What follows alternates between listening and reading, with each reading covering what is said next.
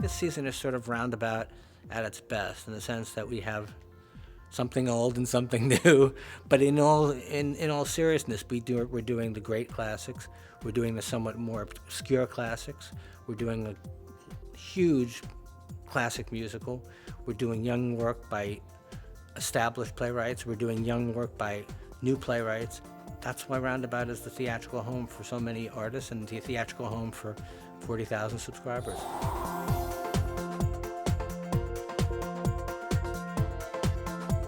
It's an amazing tale of secrets and lies and their effect on relationships. Mrs. Warren's Profession is largely about a woman coming to terms with finding an honest way to make a living in a time when a woman earning a living is not necessarily appropriate. It's a play about social injustice.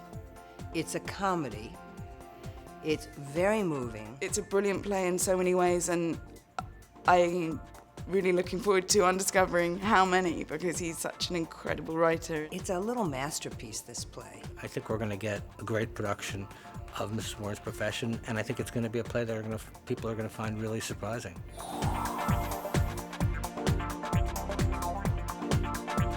Brief Encounter sort of continues our association with Noel Coward, having done Design for a Living and most recently Present Laughter.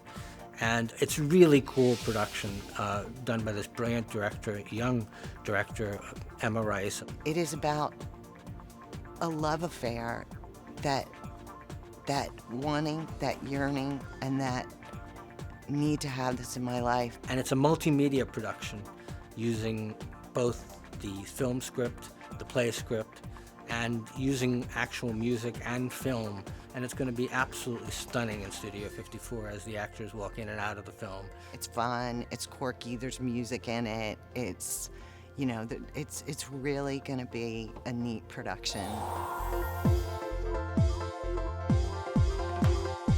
The story follows a gentleman who saves languages that are dying. So he brings people in from all over the world and records languages before they disappear from the face of the earth. The show is about a linguist named George whose lifelong passion is to record languages before they die out. So he's created an archive, hence the title of the play, The Language Archive. But during the course of the play, his wife is leaving him. So it's a play about language, but also about relationships. It's also a beautiful play. Julia Cho is someone we offered a commission to because she is such a stunning writer. It's directed by an old friend of ours, Mark Brokaw, who's directed many plays for us. It's a truly beautiful play. It's going to look beautiful to pals.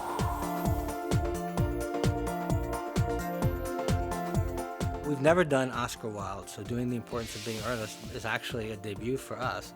This really is driven by our long relationship with Brian Bedford, who is one of the great classical stage actors of this and any generation.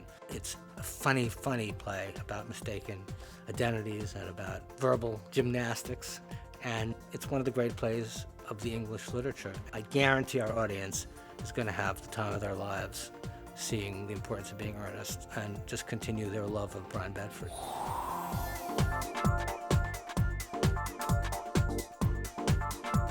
Anything Goes is a musical from 1934 with a score by Cole Porter, and it takes place on the SS American on an ocean liner that is crossing from New York to England. It's really just a madcap farce of a bunch of characters who all intertwine and are trapped on a boat together, and the audience gets to witness all the things that go on. Anything Goes is incredibly emblematic of everything that's great about the musical theater.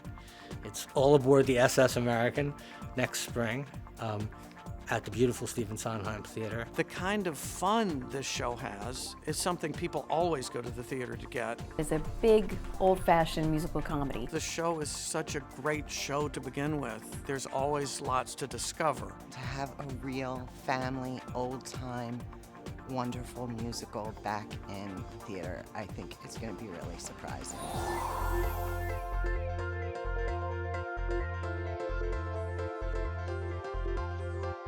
We have a long association with a director named Michael Wilson, and he said, I want to do a reading for you of this relatively obscure Tennessee Williams play called The Milk Train Doesn't Stop Here Anymore with Olympia Dukakis. And I said, first of all, anything you want to do, I'm happy to have a reading of it. Second of all, I love Olympia Dukakis. He did the reading of this play, which I was not that familiar with prior to the reading. And I said, we have to do this production at the Laura Pels Theater. It'll be a perfect little home for this play, and people will not only see one of the great performances of all times, because I guarantee you that with Olympia Dukakis, but we'll also see a Tennessee Williams play that probably many of them have never seen before. I think Milk Train is a part of what we do that is very exciting, even though it's a revival. To many people, it will be a new play. Thrilled about the new season. I'm very excited about the new season. I feel so privileged to be here. It doesn't get any better. I've been blessed to be a part of some of these productions. I don't think there is a better job in the world. This is just the beginning of what's going to be an incredible season.